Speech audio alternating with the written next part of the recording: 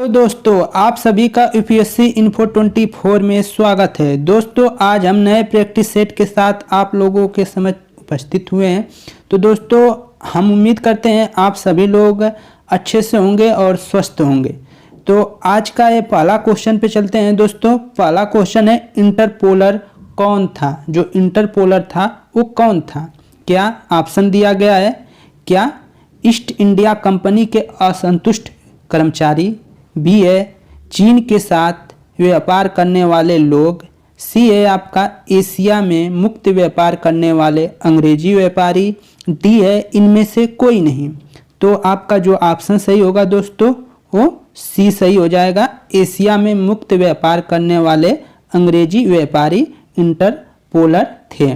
तो इंटरपोलर कौन थे? एशिया में मुक्त व्यापार करने वाले अंग्रेजी जो व्यापारी थे वही थे। हम जानते हैं सभी लोग जो वास्को डी गामा या कोलंबस जो भी आए वो सब क्या थे? एक प्रकार से व्यापारी ही थे। व्यापार करने के उद्देश्य से ही भारत की खोज की या अमेरिका की खोज हुई। तो दोस्तों भारत की खोज जो हुई थी वो आप जानते हैं भारत की खोज वास्को डी गामा द्वारा किया गया था। कब किया गया था? तो 1498 ईस्वी में। भारत की खोज कब हुई थी? 1498 में। और ये इसको किया था वास्को डी गामा जो पुर्तगाल का रहने वाला था।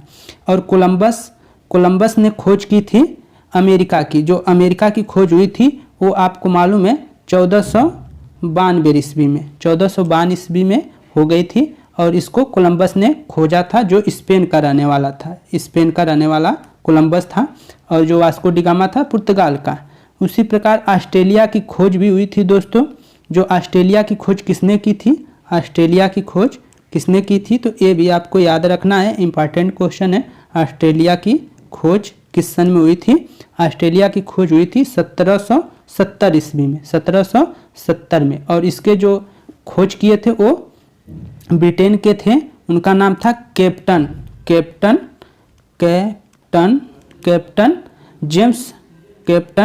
James cook.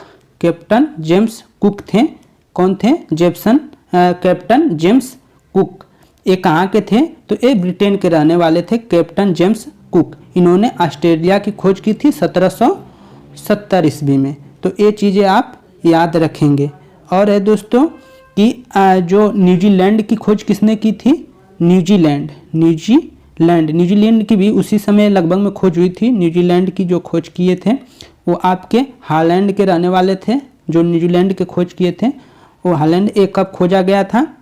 तो 1642 ईस्वी में। 1642 ईस्वी में खोजा गया था। तस्मान नामक व्यक्ति थे। तस्मान ये हॉलैंड के रहने वाले थे। हॉलैंड। तो ये चीज़ें आपको तथ्य हैं, इनको आप याद रखेंगे। ठीक है दोस्तों, आप आगे चलते हैं।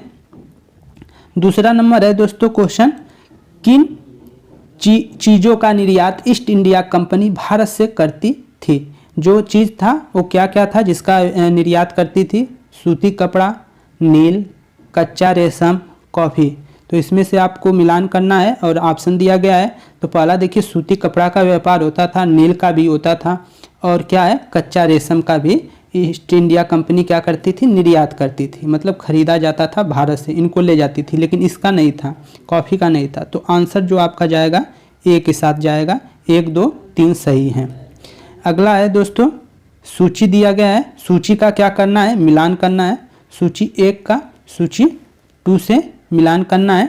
इसमें आप देखिए तो स्टार्ट, ये है डच है इधर, और इंग्लिश जो पुर्तगाली है, पुर्तगीज, फ्रेंच, और इधर दिया है उनके फैक्ट्री का नाम जो भी है, गोवा, पांडिचेरी, हुगली या चिनसूर। तो कहाँ कहाँ पे किसने बसाया था ये हमको याद रखना है।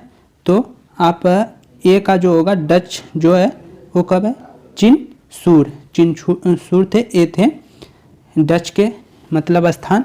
और इंग्लिश जो थे, अंग्रेज़ों का पहला स्थान था वो हुगली था। और फिर इसके बाद पुर्तगालियों का जो था वो गोवा था। और फ्रेंच जो थे वो क्या थे? पांडिचेरी। तो ये चीज़ें आपको, आगे चलते हैं दोस्तों आगे चलते हैं।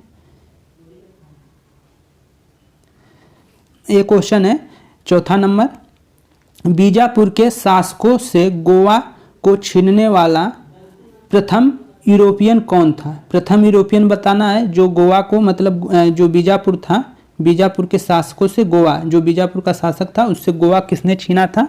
तो ये ऑप्शन 4 है, अल्बुकर्क है, ऑस्टिन है, और सी है गेमलरी, जो गेमल्ली करेरी फिनवास्को डिगामा। तो इसमें से आपको ऑप्शन देना है, तो आंसर जो जाएगा ए के साथ आएगा अल्बुकर्क। अल्बुकर्क के बारे में दोस्तों जान लेते हैं। ये जो है गवर्नर थे, जो पुर्तगाल के थे, गवर्नर थे, तो चौथे नंबर पे थे। ये आपके जो है दूसरे नंबर पे गवर्नर थे। इनका जो कार्यकाल था वो आपका 1505 से लेकर 1505 से लेकर 1509 से लेकर 1515 तक था इनका कार्यकाल, 1509 से लेकर 1515 तक। अब ये जो थे इनको बोला जाता है फ्रांसीसिक शासन था, जो पुर्तगालियों का जो शासन था उनके वास्तविक संस्थापक माने जाते हैं, इनको कहा जाता है। इनके बारे में कहा जाता है कि इन्होंने 1510 में जो है 1510 ईस्वी में अल्बुकर्क ने 1510 में बीजापुर के शासक थे यूसुफ सुल्तान बोला जाता था उस समय, यूसुफ आदिल शाह को हराकर इन्होंने क्या किया था, ये गोवा पे कब्जा कर लिया था। तो उस समय ये शासक सुल्तान यूसुफ को हराए थे, जो थे शासक में बीजापुर के यही थे। तो इनको हराकर 1510 में क्या किया था, गोवा को अपने अधीन कर लिया था 1510 ईस्वी में। अल्बुकर्क को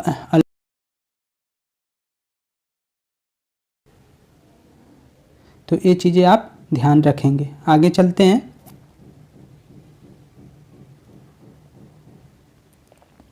अगला क्वेश्चन है,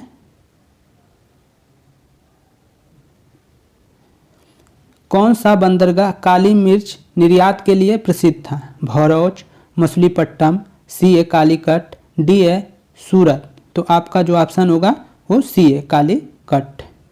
6 वाला ऑप्शन देखते हैं दोस्तों। भारत के पश्चिमी तट के निम्न में से किस स्थल पर इंग्लिश फैक्ट्री थी? जो इंग्लिश फैक्ट्री थी वो किस स्थल पर थी? तो ऑप्शन देखिए, कोच्चि पहला है, दूसरा है तेललीचेरी, कन्नूर, कालीकट। तो आपका पश्चिमी तट पूछा है, तो पश्चिमी तट यहाँ अंग्रेजों की फैक्ट्री जो थी वो तेललीचेरी के पास था। तो ऑप्शन आपका बी सही हो जाएगा। आगे देखते हैं दोस्तों। 7 नंबर क्वेश्चन है। 7 नंबर, भारत आने वाले प्रथम अंग्रेजी राज नहीं रहेगा, यहाँ जहाज होना चाहिए, जहाज, ठीक है, जहाज का क्या नाम था? ये इंपॉर्टेंट क्वेश्चन है, कई बार परीक्षा में पूछा गया है। फ्लावर 1, बी है रेड ड्रैगन, सी है हिंदुस्तान, डी है एलिजाबेथ। तो इसका जो ऑप्शन है रेड ड्रैगन जो था वो प्रथम अंग्रेजी जहाज का नाम था, रेड ड्रैगन, जो भारत आया था। तो अगला है, वह अंग्रेजी यात्री जो तुर्की तथा फारसी भाषा का विद्वान था। वह अंग्रेजी व्यापारी जो तुर्की और फारसी जो है भाषा का विद्वान था। ऑप्शन है कैप्टन हॉकिंस, बी है मिल्डेन हॉल, सी है कैप्टन वेस्ट, डी है सर थॉमस रो। तो इनका जो आंसर जाएगा वो कैप्टन हॉकिंस के साथ जाएगा। कैप्टन हॉकिंस को तुर्की और फ्रांसीसी भाषा दोनों, फारसी दोनों भाषाएं आती थी। आगे दोस्तों, आगे है रिजवित संधि जो हुई थी, इसको रिजवित नहीं रहना चाहिए था, रिजविक संधि थी। रिजविक संधि के बाद पांडिचेरी वापस किसको मिली? जो हुआ था वो किसको मिल गई थी? ऑप्शन है ए फ्रांसीसियों को, डचों को, डेन को, पुर्तगालियों को। जो रिजविक संधि हुई थी 1697 में, उसके बाद ये किसको मिल गई थी ये आपको बताना है। तो ये आपको मिल गया था, फ्रांसीसियों को मिल गई थी रिजविक संधि के बाद। तो यहाँ से याद रख लेंगे रिजविक संधि कब हुई थी, तो 1797 ईस्वी में रिजविक संधि हुई थी। अगला है दोस्तों 10 नंबर है अंतिम है, किस संधि के द्वारा फ्रांसीसियों ने मद्रास अंग्रेजों को वापस लौटा दिया? किस संधि के द्वारा? 4 ऑप्शन है, एला सैपल की संधि जो हुई थी 1784 में, बी है पांडिचेरी की संधि जो हुई थी 1754 में, सी है सालबाई की संधि जो हुई थी 1782 में, डी है मैंगलोर की संधि जो हुई थी 1784 में। तो ये आंसर है आपका ये वाला एला सैपल की संधि 1784 ईस्वी में। तो दोस्तों ये 10 क्वेश्चन थे। 10 क्वेश्चन आपको कैसे लगे कमेंट में ज़रूर लिखिए और इस वीडियो को देखिए और ज़्यादा से ज़्यादा शेयर करिए लोगों को और थोड़ा कमेंट करते रहिए जिससे कि हम मोटिवेट हो और इसके बाद आप लोगों को और अच्छा से अच्छा जो है वीडियो बना सकें। तो दोस्तों थैंक यू, धन्यवाद।